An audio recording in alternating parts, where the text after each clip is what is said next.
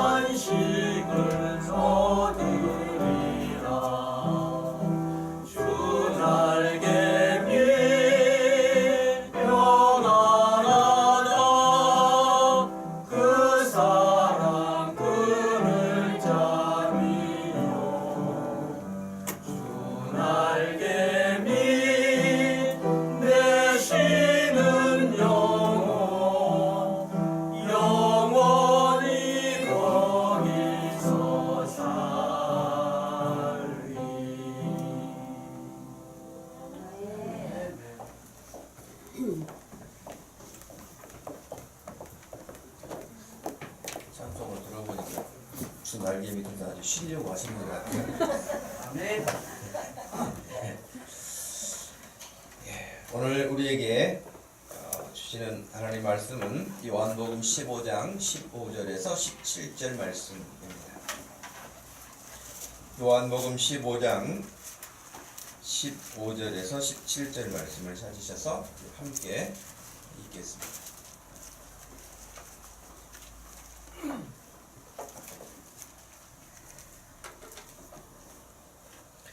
찾으셨으면 우리 한 목소리로 말씀을 읽겠습니다.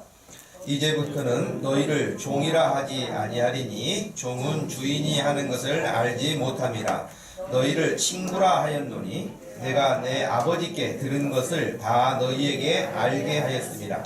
너희가 나를 택한 것이 아니요 내가 너희를 택하여 세웠나니 이는 너희로 가서 열매를 맺게 하고 또 너희 열매가 항상 있게 하여 내 이름으로 아버지께 무엇을 구하든지 다 받게 하려 함이라. 내가 이것을 너희에게 명함은 너희로 서로 사랑하게 하려 함이라. 아멘. 오늘부터 몇 주간 왜라는 시리즈 설교를 하려고 하는데요.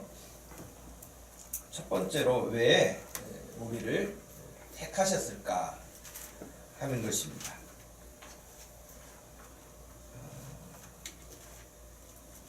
여러분, 왜 주님이 여러분을 택하셨다고 생각을 해 보시나요? 하나님 왜 나를 택하셨을까? 세상에 많고 많은 사람들이 있는데 왜 나를 부르셨을까? 혹간 그런 사람이 없겠지만 어쩌다가 내가 예수 믿게 돼가지고 이렇게 힘든가? 그런 사람이 혹시 있는가 모르겠어요.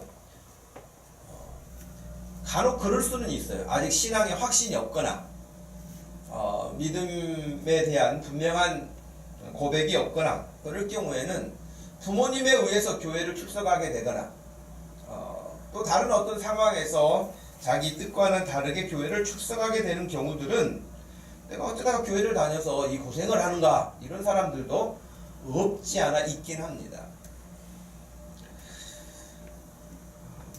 반면에 하나님께서 어찌 나 같은 사람을 부르셨을까?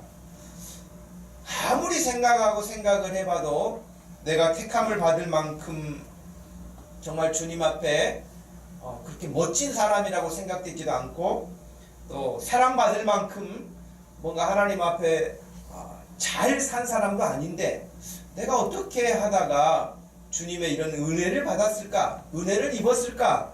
라고 하는 그런 생각으로 그저 그냥 하나님 앞에 감사할 뿐인 그런 사람들도 있죠. 사실은 그런 사람들이 더 많죠.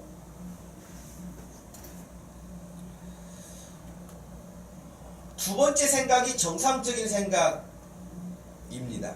성경에서 정상적인 믿음을 가졌다면 두 번째 신앙 고백을 하는 사람과 같이 하나님이 어찌 나 같은 사람을 부르셨을까? 라고 하는 황송함 때문에 하나님 앞에 무엇을 해도 부족하고 무엇을 해도 그 은혜를 갚을 수 없다고 하는 그 고백이 늘 있어서 심지어는 정말 청소를 해도 즐겁고 찬양을 해도 즐겁고 교회에서 우리가 모여서 우리 하나님께 찬송을 준비합시다, 예배를 준비합시다, 또 어떤 일들을 준비합시다 그러면 짜증이 아니고 정말 감사한 마음, 내가 할 수 있음에 또 감사한 마음, 이런 마음이 아주 지극히 은혜 받은 사람 혹은 하나님으로부터 택함 받은 사람의 정상적인 마음이라고 할 것입니다.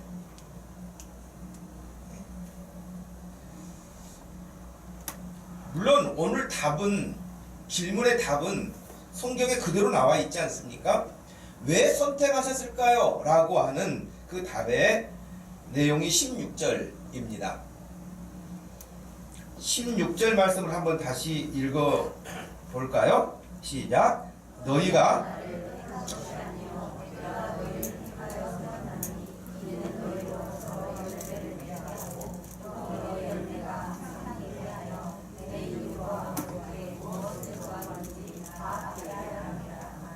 아멘. 자, 여기 이 말씀을 보시면 여러분 나와 있어요. 왜 택하셨는지, 왜 택하셨다고 하셨습니까? 예, 열매를 맺게 하고, 두 번째는 열매가 항상 있게 하는 거예요. 열매 한철 따고 끝나는 게 아니라 항상 열매가 있게 하고, 또 무엇을 구하든지 다 받을 수 있도록 하는 그 일을 위해서 너희를 택하였다. 너희가 나를 택한 게 아니고 내가 너희를 택했다. 너희가 여러 종교 가운데 내가 기독교를 다닐까? 내가 예수를 믿을까? 그래서 나 예수 믿어야겠다. 그렇게 된 게 아니고 하나님께서 우리를 택하셨다고. 물론 성경 다른 부분에 있어서는 창세전에 우리를 작정하시고 선택하시고 작정하시고 우리에게 하나님이 복 주셨다라고 하는 말씀이 이미 있죠. 세 가지 열매를 맺게 하시려고 하는 것, 항상 그 열매가 있게 하려는 것, 그 다음에 무엇을 구하든지 우리에게 하나님이 다 풍성하게 주시도록 하기 위함이라고 말씀을 하셨습니다. 여러분 뉴스에서 보셨을 거예요. 그리고 제가 큐티 올릴 때도 한번 올렸을 거예요. 이 포도 농장은 포도나무가 한 나무예요. 포도 농장에 포도나무가 한 나무밖에 없어요. 근데 여러분 작년에 몇 송이가 열린지 아세요?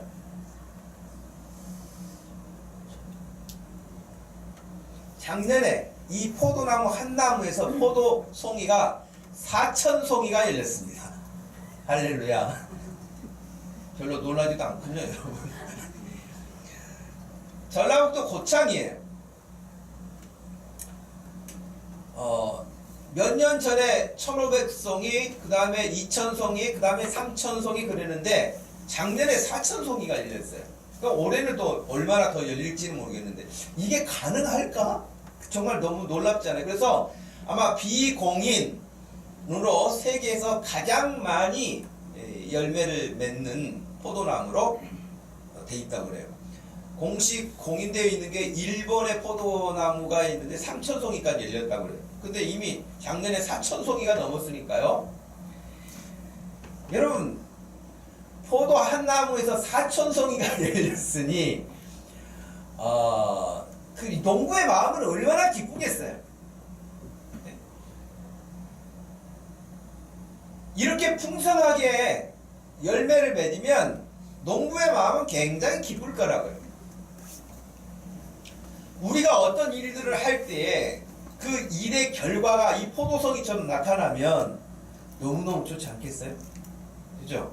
공부를 해도 그냥 다른 사람은 거의 하나 열 정도 얻는데 4,000 지식을 얻는다고 한다면 얼마나 대단하겠어요? 여러분 직장생활 열심히 하는데 다른 사람보다 뭐 100배, 1000배 여러분들이 능력을 발휘해서 일할 수 있다면 얼마나 더 대단하겠어요?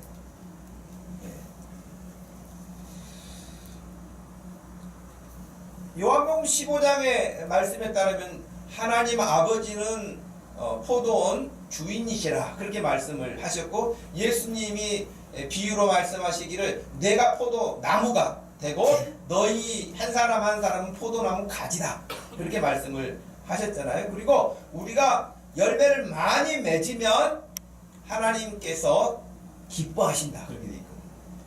당연히 농부는 농작물의 열매가 풍성하면 기뻐하죠. 근데 여러분 농작물의 열매가 맺기 전까지는 농부가 계속해서 여러분 마음이 쓰이잖아요. 가뭄이 올까 혹은 병충해가 올까. 그래서 여러분 보통 벼농사 짓는 분들이 마지막까지 늘 긴장하는 게 뭘까요? 벼농사 짓는 분들은 농사를 안 짓는 분들에게 물어보면 제가 잘못이죠. 그죠? 그러나 여러분 어렸을 때 여러분들이 농사 짓는 그런 모습들의 문화를 보셨다면 제가 기억하기에는 물론 병충해도 있어요. 마지막에 병충해도 있긴 하지만 태풍이 무서워요. 태풍이 와가지고 한번 싹 다 누여버리면 썩기도 하고요. 여러 가지로 손실이 많죠. 그래서 태풍이 올라온다고 하면은 불안해하고 또 그 전에 어떤 수확물을 다 거둬들이려고 하죠. 그러니까 농부는 어떤 열매가 농산물이 결실하기 전까지는 늘 마음을 쓰면서 그것이 손실이 되지 않도록 하는 것과 마찬가지로 우리 신앙생활도 마찬가지일 거라고 생각을 해요. 그냥 내가 예수 믿으면 씨 뿌려놓으면 그냥 다 끝나는 게 아니고 예수 믿고 그 믿음으로 살기 위해서 애쓰지 않으면 하나님이 주신 그 은혜를 잘 지키지 않으면 금세 병충해가 와가지고 농작물을 다 흐트러뜨려 놓은 것처럼 그렇게 되겠죠.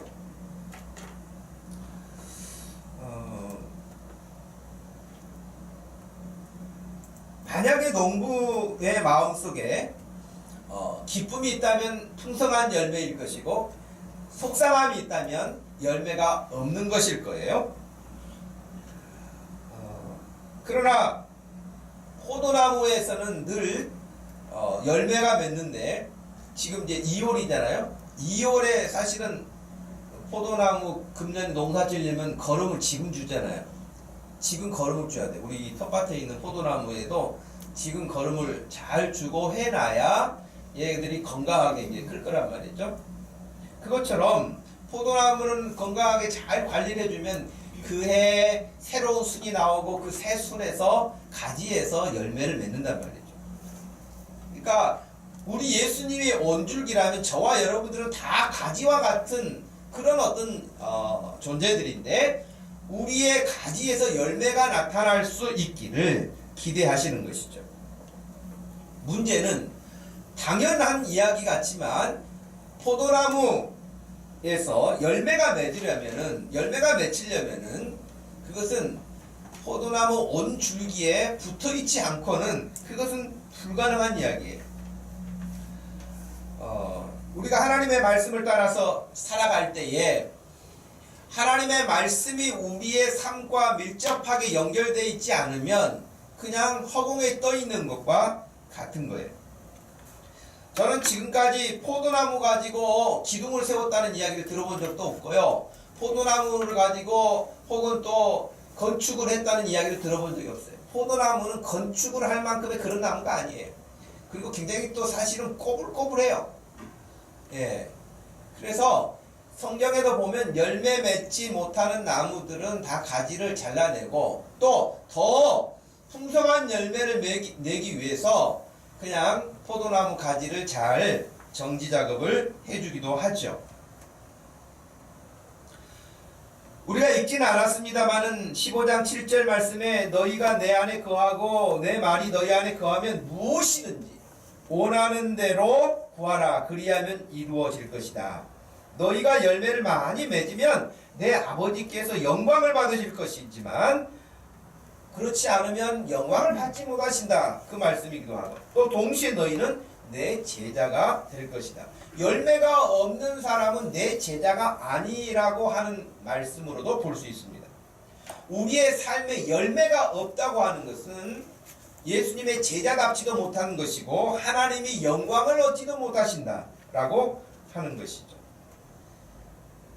문제는 이거예요. 이게 이건 비유잖아요. 포도나무 비유잖아요. 그러면 열매가 뭘까 하는 거예요. 포도나무 설명하면 그게 쉽죠. 포도나무에 포도 열리고 사과나무에 사과 열리는 것이죠. 그렇게 되지만 그러면 예수 그리스도를 믿고 하나님을 섬기는 저와 여러분들에게 있어서 이 믿음의 열매가 나타난다면 뭘까요?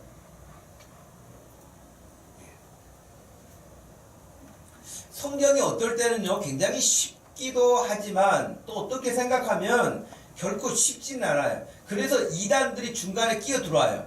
왜? 쉽지 않기 때문에 그 부분을 교묘하게 사람들에게 해석을 해주거든요. 자, 그렇다면 여러분이 생각할 때에 지금 이 포도나무 비유에서 예수님이 말씀해 주신 이 비유에서 열매는 뭘까요?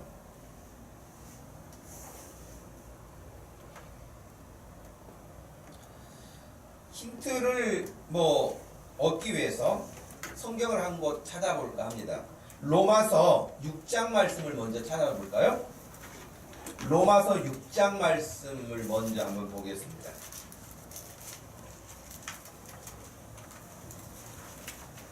열매에 대한 이야기가 나오는데요. 로마서 6장 21절, 22절 말씀을 읽겠습니다. 시작. 너희가 그때에 무슨 열매를 얻었느냐?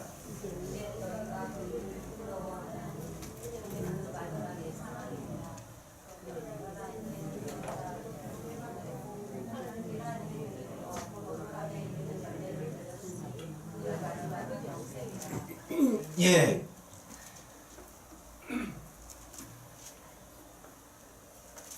아침 식사들을 다 안 하시고 오신가? 목소리가 너무 좋네요. 다시 한번 목소리를 맞춰서 읽어보십시다. 시작. 너희가 그때에 무슨 열매를 얻었느냐? 이제는 너희가 그 일을 부끄러워하나니 이는 그 마지막이 사망입니다. 그러나 이제는 너희가 죄로부터 해방되고 하나님께 종이 되어 거룩함에 이르는 열매를 맺었으니 그 마지막은 영생이라. 아멘. 여러분, 21절에는 사망이라, 22절에는 영생이라 이렇게 되어 있죠. 한쪽은 사망의 열매를 내고 한쪽은 영생의 열매를 낸다 그랬어요. 그러니까 우리는 사망의 열매로 가든지 영생의 열매로 가든지 열매라고 하는 표현을 통해서 한쪽은 멸망당하는 것과 하나는 영생함을 얻는, 구원함을 얻는 것을 우리에게 이야기를 했고요. 한 장 더 넘기셔서 로마서 7장 4절 5절 말씀도 읽어보겠습니다. 로마서 7장 4절과 5절입니다. 시작. 그러므로 내 형제들아 너희도 그리스도의 몸으로 말미암아 율법에 대하여 죽임을 당하였으니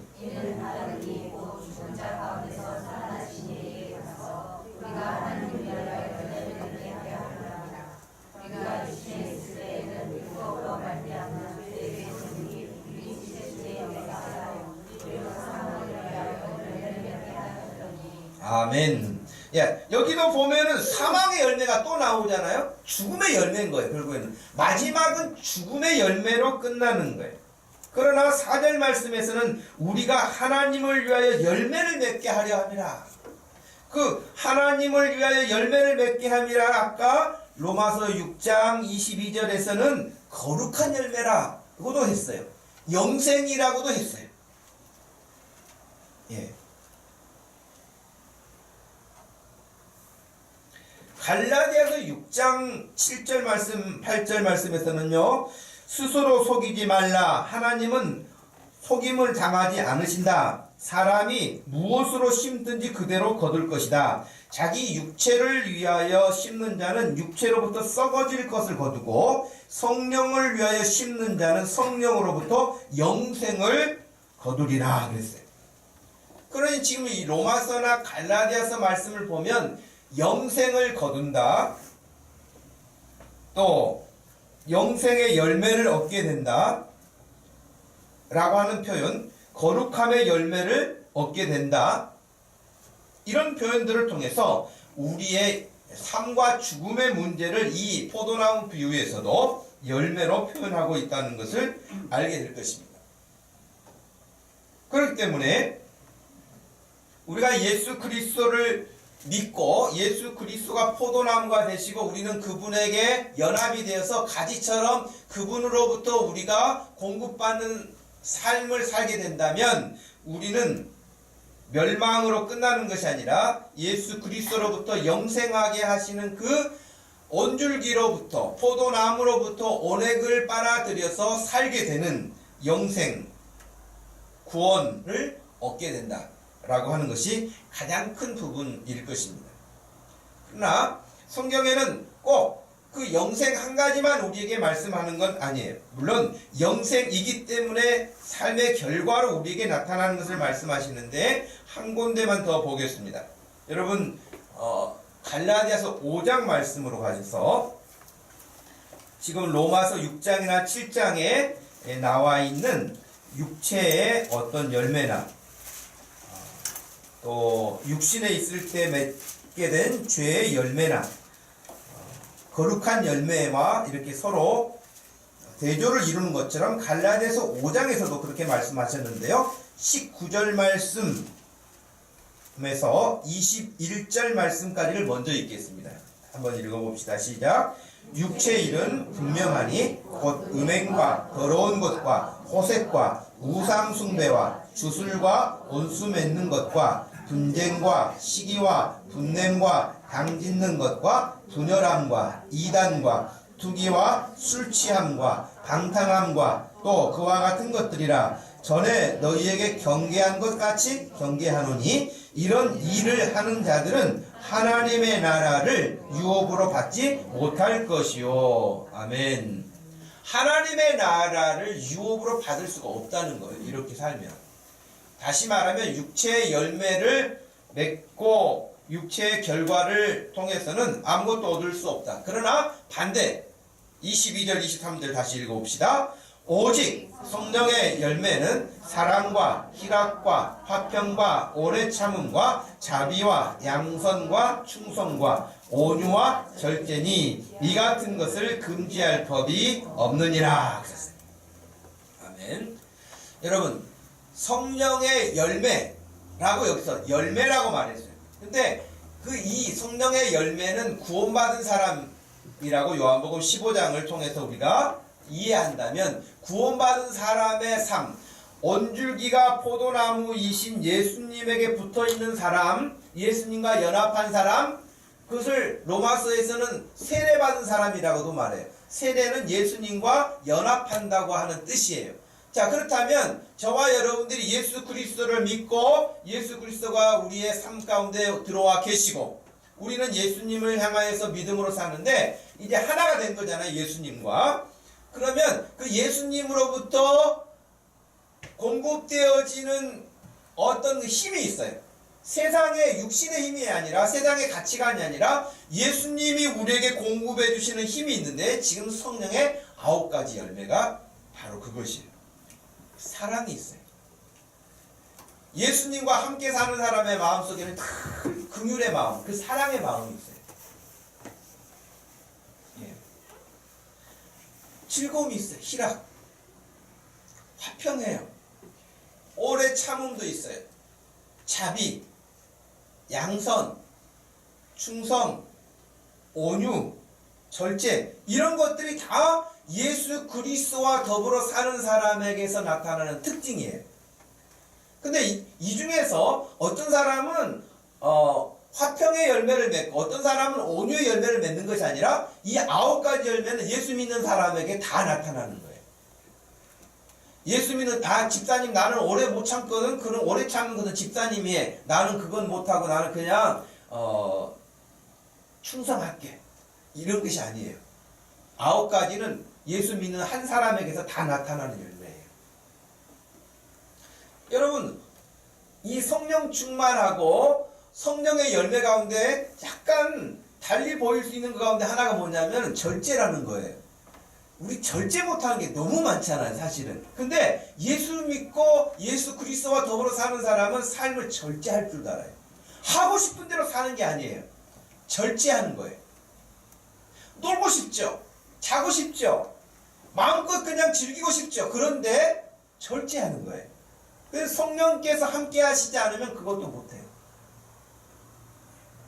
그러니까 이 지금 9가지 성령의 열매를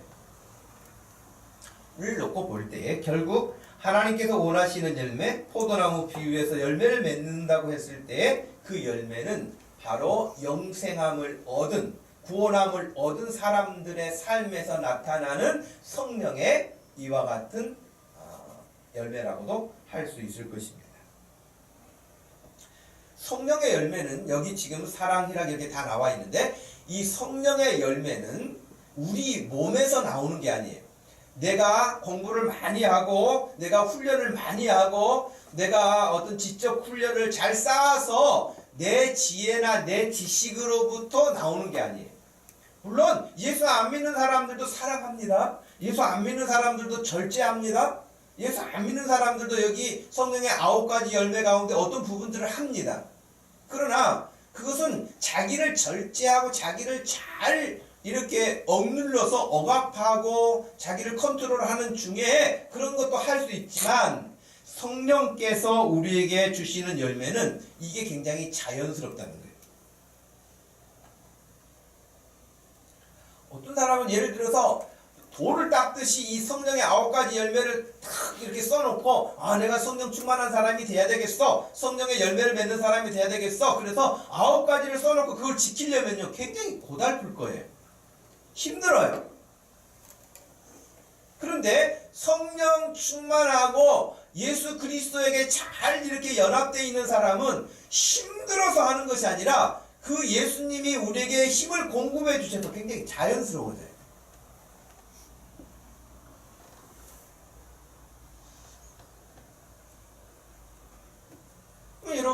어린아이가 예를 들면 무거운 한 10kg짜리 뭔가를 4-5살 된 아이가 뭐 10kg 정도 되는 물건을 들으려면 얼마나 힘들겠습니까? 근데 여러분 이미 성인들은 10kg짜리 그렇게 막 어렵게 들지 않잖아요? 들 수 있잖아요.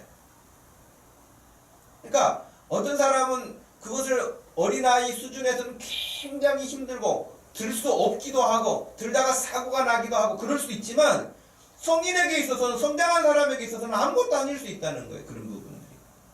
다시 말하면 성령께서 함께 하시는 그 삶에서는 이런 열매가 너무 그냥 자연스러워요.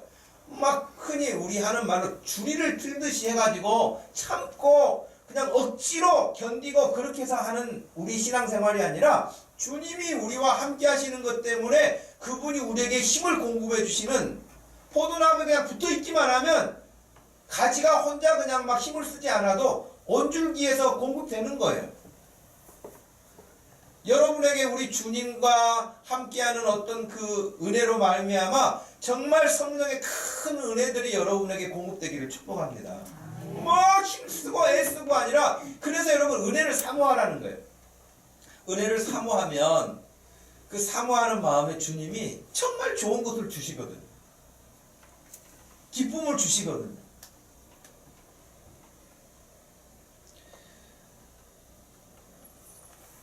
근데 여러분, 나는 뭐 저 정도까지는 아니고 나는 그냥 뭐 적당하게, 여러분 성경에서는 적당한 데가 없어요. 둘 중에 하나예요. 그래서 만약에 우리가 성령으로 살지 않잖아요? 그러면 금세 그 자리에는 육신의 열매들이 자리를 금방 잡아요. 그것은 애쓰지 않아도 아주 쉽게 자리를 잡아요.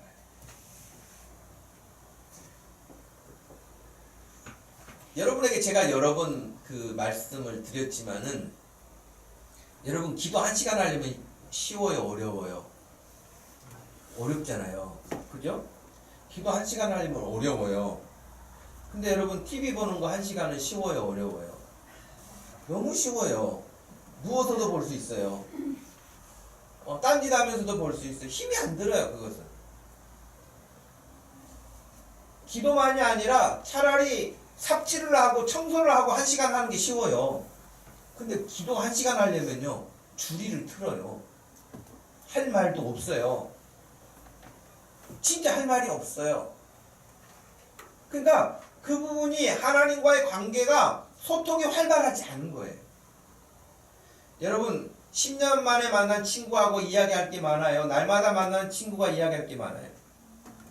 우리 생각 같아서는 10년 만에 만났으니까 10년 이야기할 것 같죠? 그러나 잘 있었어? 그거 어떻게 살아? 뭐 몇 마디 하고 나면요, 할 말이 없어요.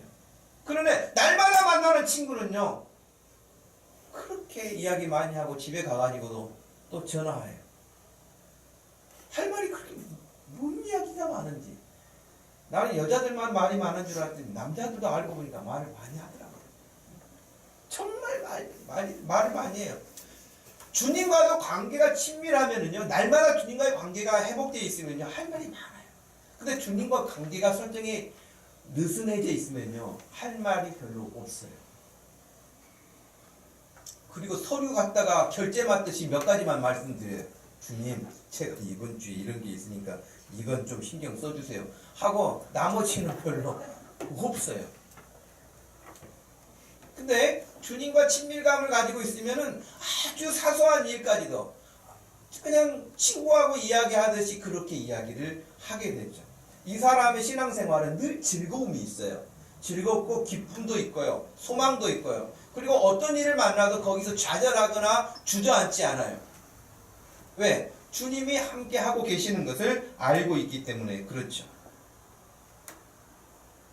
어떤 사람은 신앙생활이 아주 즐겁게 찬송하고 기쁨을 하는 사람이 있는가 하면 어떤 사람은 그냥 힘들고 어렵게 참고 견디고 그냥 고난 가운데만 있는 사람처럼 보이는 그런 신앙생활의 모습도 있어요.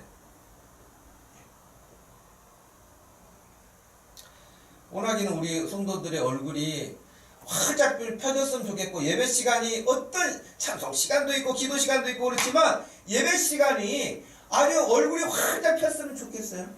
네? 말씀 들으면서 아 그렇구나 내가 이번 주에는 진짜 저렇게 해봐야지 그런 마음이 들고 아 내가 이번 주에는 이 말씀대로 내가 꼭 해봐야지 아 이 말씀을 따라서 내가 아 다른 집사님에게 이렇게 해야 되겠구나 아 내가 우리 집에서 이렇게 해야 되겠구나 혹은 또 다른 이런 일을 해야 되겠구나 그런 마음들이 늘 막 솟기 때문에 마음의 기쁨이 있는 것이죠. 그것은 사람의 힘에서 나오는 능력이 아니라 하나님이 공급해 주시는 힘의 능력이기 때문에 그게 너무 자연스러워요. 그게 성령의 열매인 거죠. 그래서 성령의 열매를 맺게 되고 그 성령의 열매를 맺게 되는 사람은 늘 성령님이 주시는 그 힘과 지혜와 능력, 교훈, 가르침 받음, 어쩔 때는 책망 이런 것들을 다 받아들여서 주님이 원하시는 모습으로 날마다 성장하고 성숙하고 그런 모습으로 세워져 가는 것이죠. 우리 예수님이야말로 늘 성령으로 충만하셨던 분은 아니시겠습니까? 예수님은 오실 때부터 성령으로 잉태되셨잖아요. 오실 때도 성령으로 잉태되셨고요. 여러분은 태교를 어떻게 하셨어요? 태교를 믿는 사람도 있고 안 믿는 사람도 있고 그렇지만은 그래도 우리 마음속에 늘 그 소원하는 바는 있잖아요. 얼마 전에 제가 그 영재 발굴단 보니까 33개월 된 아이가 한국 33개월 됐는데 한국말도 우리나라 말도 잘하고 한글도 읽을 뿐만 아니라 일본어도 쓸 줄 알고 일본어도 해요. 그 다음에 영어 스페링도 이렇게 다 읽더니 영어도 말을 하더라고요. 자기 엄마가 일본 사람이야. 자기 엄마가 일본 사람이기는 하지만 아니 33개월 됐는데 그러니까 기억력이 아주 이제 뭐 그 심사위원들이 보고 아주 기억력이 뛰어난 아이래요. 그리고 또 그 엄마가 또 그렇게 훈련도 하고 아이하고 관계도 맺는 것을 이렇게 보기는 했지만요. 33개월 됐는데 어떻게 저렇게 다른 언어인데도 습득을 잘 할까 그런 부분을 이렇게 보면서 뭐 엄마가 일본 사람이었으니까 뭐 일본어를 기본으로 가지고 태어났는지 그건 모르겠어요. 근데 여러분 우리가 태교를 하면서 아이에게 좋은 영향을 주려고 하고 이렇게 하는데 예수님이야말로 성령 충만한 가운데 잉태되셨고 또 성령 충만한 가운데 지내셨고 그 다음에 태어나셔서도 성령 충만한 가운데 그가 머무셨고 무엇을 하든지 늘 성령의 인도함을 받으셨어요.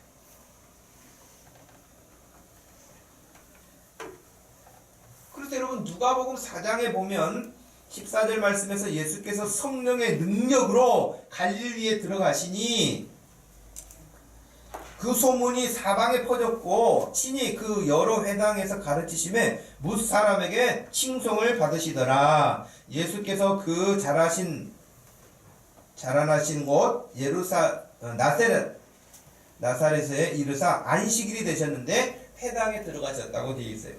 그때 이제 선지자 이사야의 글을 드리거늘 책을 펴서 이렇게 기록된 데를 찾으시니 그랬어요.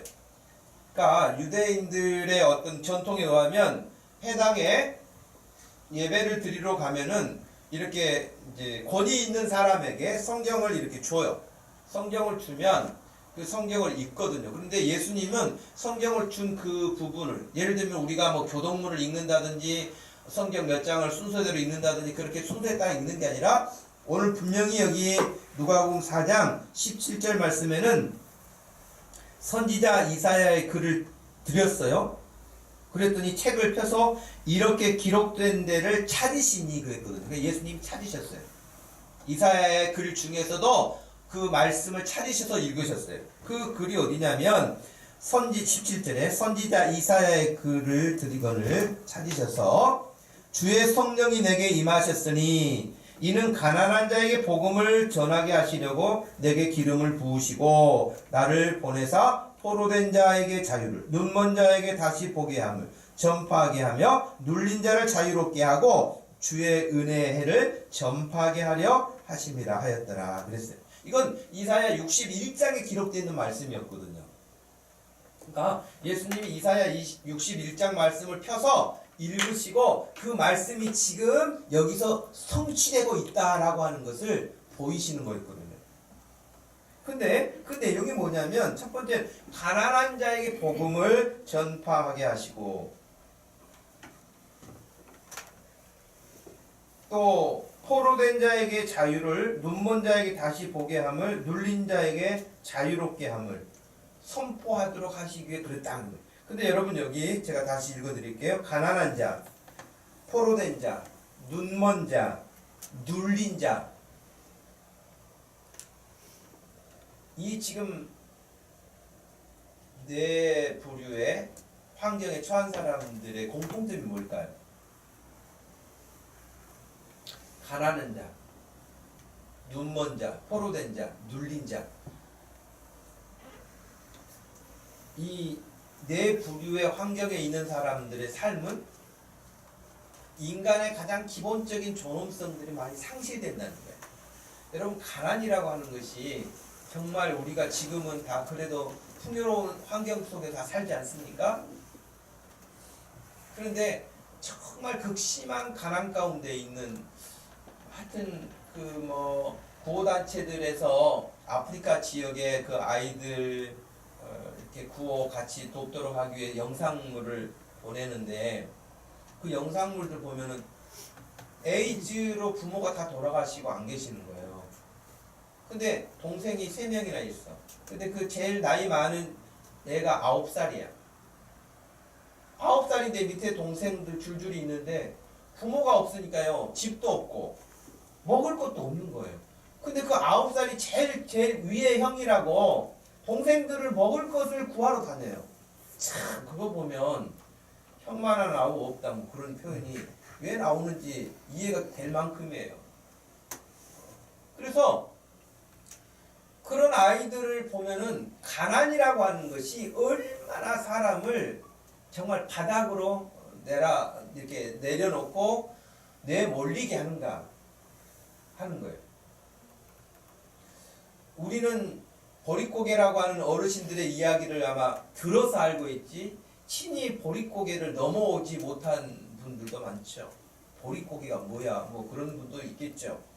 그러나 정말 먹을 것이 없어서 북한 지역에서도 풀뿌리를 갖다가 캐서 먹는다 그런 이야기가 나올 만큼 어려움이 있죠. 가난이라고 하는 건 너무 극심한 가난은 사람의 존엄성을 다 상실하게 하죠. 여러분 포로가 됐다고 하는 거 생각을 해요. 포로는 말 그대로 노예 아닙니까? 노예가 된 거 아닙니까? 인권 없어요. 인간의 존엄성 보호하지 못해요. 저는 군대 생활할 때도 군대는 계급사회 아닙니까? 그러니까 저는 이제 대대에 근무했었는데 대대 제일 높은 그때 그 대대장이 중령이었어요. 대령 뭐 진급하기 전 대부분 중령들이죠. 중령. 그 다음에 이제 중대장들이 대위에. 그 다음에 이제 뭐 그 밑에 중위들이 뭐 소대장들을 하기도 하고. 그 다음에 이제 여러분 하사관들 상사, 중사, 하사.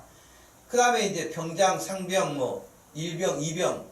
그러니 여러분 계급 체계로 따지면은 이등병은 정말 하늘같이 쳐다봐야 될 사람들이 많죠. 근데 그 이등병 밑에 또 있어요.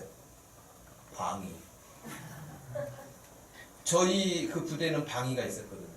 그래서 이 방위들은 아침에 출근해가지고 저녁에 퇴근을 하잖아요.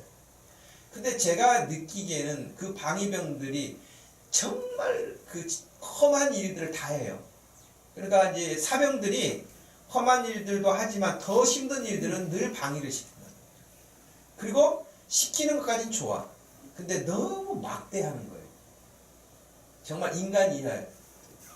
그냥 욕하면 욕하고 발로 차면 그냥 차이는 거지.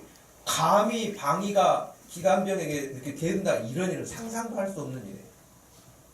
그러니 같이 사는 구조에서도 계급이 좀 다르다 그래가지고 인간 대우를 못 받고 사는데 우리나라 여러분 그런 거 있잖아요. 갑질한다고 하는 거. 어려움에 있는 환경에 있는 사람들 빵 한 대 맞아라 돈 줄게 뭐 이런 것도 있잖아요. 그러니 이 가난하고 포로가 되고 이런 사람들의 인권이 없어요. 여러분 앞을 볼 수 없는 소경 얼마나 그 인생이 힘들겠어요. 눌림을 당하는 자. 자, 이런 사람들에게 지금 예수님이 선포하러 오셨다는 거예요. 눈먼 자에게 보게 하심을, 눌린 자에게 자유롭게 하심을, 포로된 자들에게 자유를 선포하신다. 가난한 자들에게 우리 주님이 오셔서 복음을 전하게 하신다. 지금 내가 그들을 위해서 왔다. 그렇게 눌려있고 험하고 힘들고 인권 유린당하고 사람으로서의 존중받지 못하는 그런 인생들에게 자유함을 선포하러 왔다.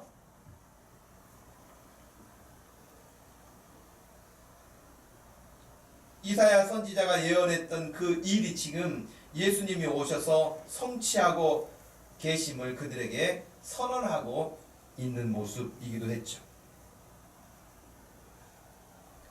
그래서 하나님의 나라가 이루어지는 것을 해당해서 말씀을 통해서 들려주셨던 것입니다.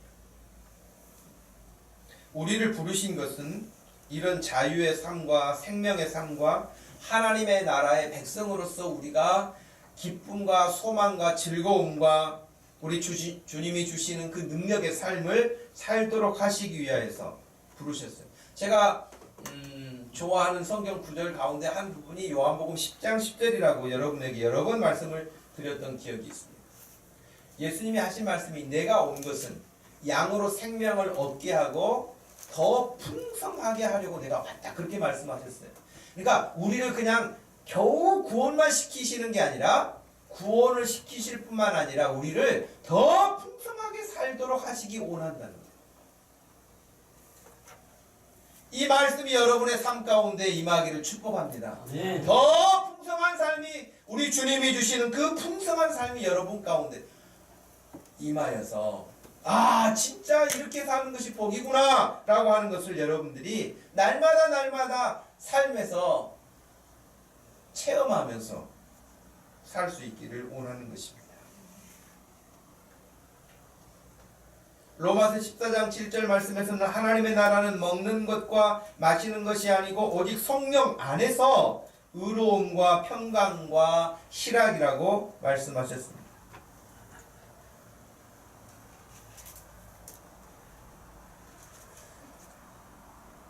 마태복음 13장에서 씨 뿌리는 비유에서도 열매를 맺었던 좋은 밭에 뿌려진 씨앗은 어떻게 해서 열매를 맺었다 그랬죠?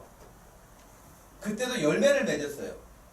30배, 60배, 100배 열매를 맺었다고 그랬잖아요. 근데 그때도 열매를 맺는 것은 어떻게 해서 열매를 맺어요? 첫 번째는 말씀이라고 하는 씨앗이 내게 뿌려져야 되겠죠. 그죠? 예수님이 씨 뿌린 것처럼 말씀을 우리에게 선포하셨잖아요. 그 말씀이 내 마음의 밭에 뿌려져야 돼. 오늘도 지금 말씀을 제가 전하는 이 시간에 여러분의 마음에 어떤 말씀이 되었든지 간에 그 말씀이 여러분의 마음에 뿌려져야 열매를 기대할 수 있지 않겠어요? 뿌려지지도 않고는 기대할 수가 없잖아요. 그러니 여러분 마을 모임 시간에 여러분이 오늘 들은 말씀, 내가 오늘 들은 말씀 중에 내가 받은 교훈은 무엇인가를 나누라고 하는 이야기는 나는 생각지 못했던 것을 A라는 사람, B라는 사람이 이야기할 수 있거든요. 그러면 나는 그냥 A밖에 못 받았는데 옆에 집사님들이 B도 받고 C도 받아서 그 이야기를 듣다 보면 나도 A, B, C를 다 받게 되는 거예요. 그래서 나누라고 하는 거예요. 근데 여러분 좋은 땅에 뿌려진 그 씨앗은 그 말씀을 받아서 그 말씀을 지키고 인내하고 참는다 그랬어요. 예. 금방 되어지는 게 아니에요. 그래서 성령의 열매 가운데 오래 참음도 있잖아요. 오래 참는 거예요. 근데 오래 참는데 그냥 이를 깍 물고 참는 게 아니라 하나님이 주시는 은혜가 있기 때문에 이 오래 참음도 고통 가운데 참는 게 아니라 소망 중에 참는 거예요. 2014년 국민일보에 소개됐던 기사 가운데요. 수원 제1교회의 한 그 집사님이 소개가 됐어요.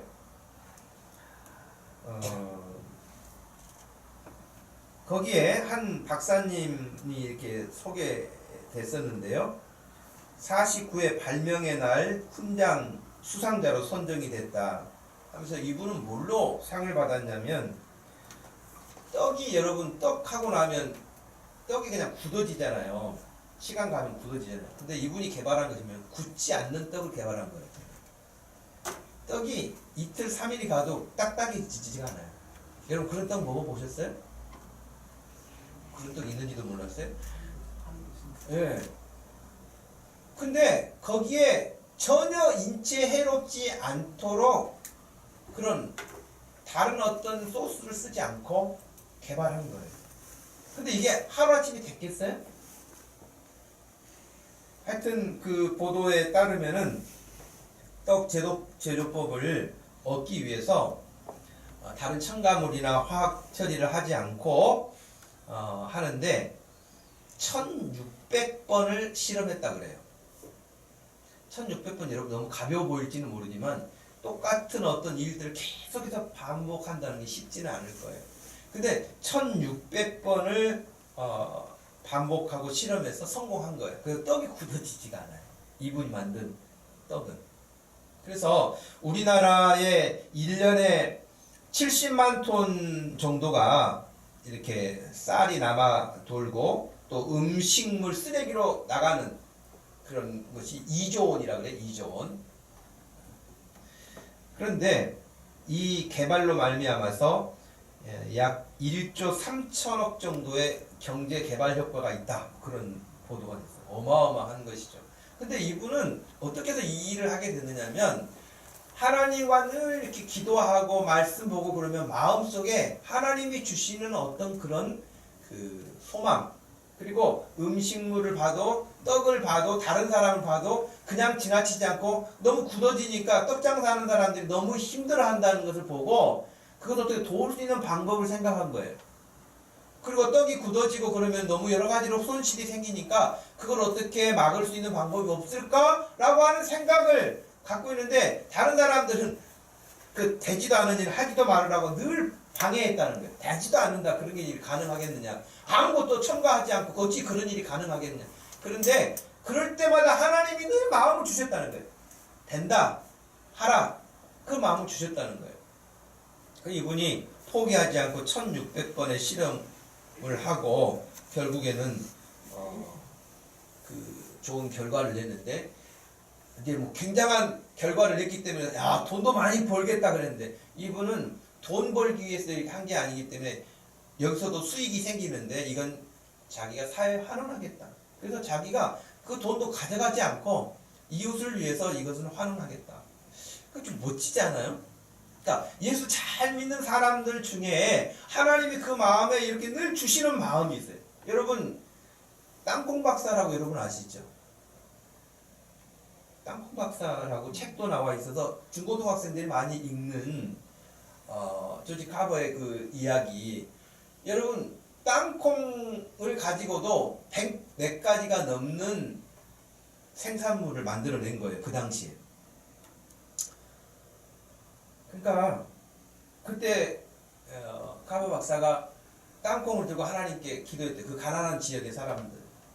하나님 땅콩을 심으라 해서 제가 땅콩을 심었는데 땅콩은 풍년이 들어가지고 많은데 이걸 도대체 어떻게 합니까?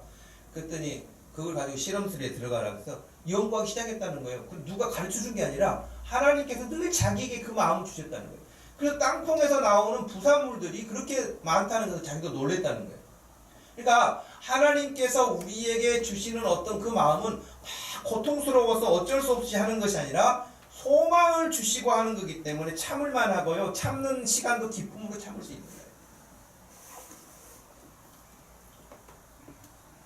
그래서 결국에는 다른 사람을 유익하게 만드는 것이죠. 오늘 결론은 17절 말씀에 나와 있어요. 내가 이것을 너희에게 명함은 너희로 서로 사랑하게 하려는 것이다. 사랑도 지금 이 성령의 9가지 열매 가운데 나와 있지 않습니까? 사랑도. 하나님께서 우리를 왜 부르셨는가? 첫 번째는 저와 여러분을 멸망당하지 않도록 구원하시는 것 첫 번째. 두 번째는 여러분의 삶이 하나님의 은혜 가운데 무엇을 구하든지 하나님이 주시는 것들을 받아 누릴 수 있는 풍성한 삶. 두 번째. 세 번째는 사랑으로 사랑. 사랑의 열매를 맺어서 하나님께 받은 그 사랑을 반사해서 다른 사람에게 사랑을 줄 수 있는, 그것이 우리 교회 공동체를 통해서 또 여러분이 머무는 직장이나 사회, 학교, 가정에서 그렇게 되어질 수 있도록, 그래서 하나님의 나라가 이루어져 가는 거예요.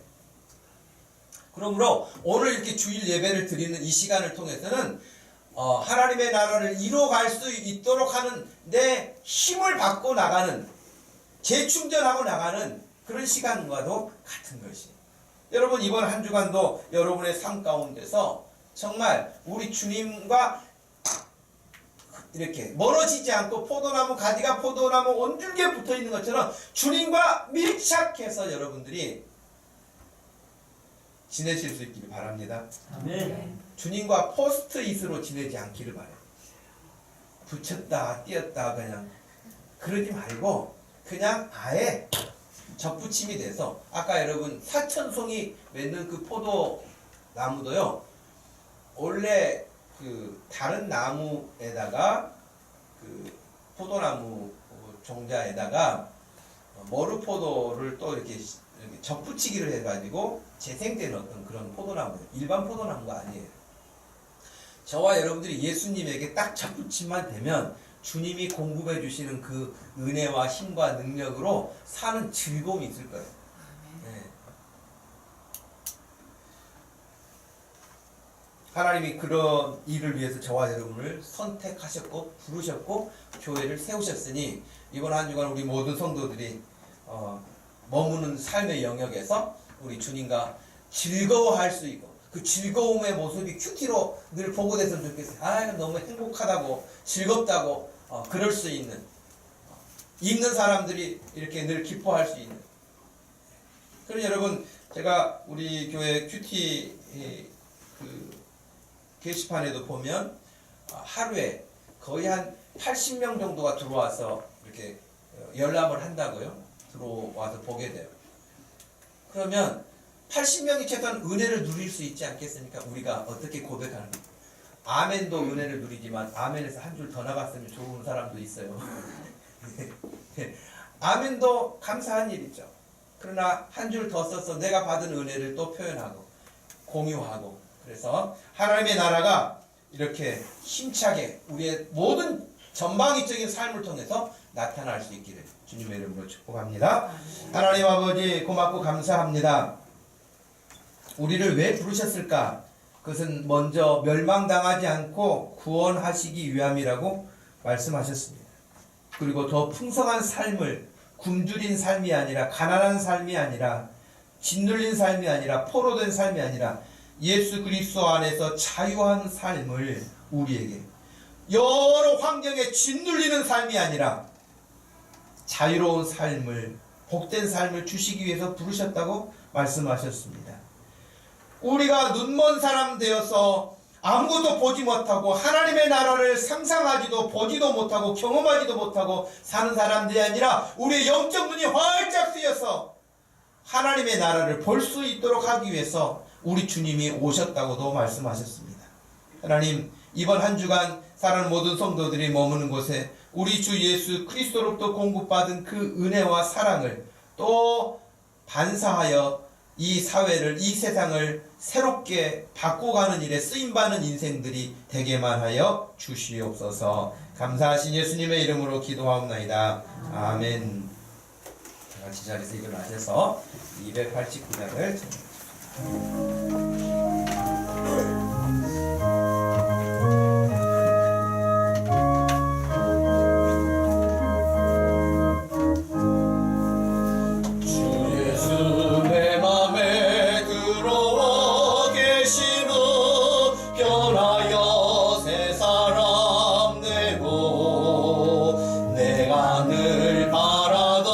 참빛을 찾은 것 주 예수 내 맘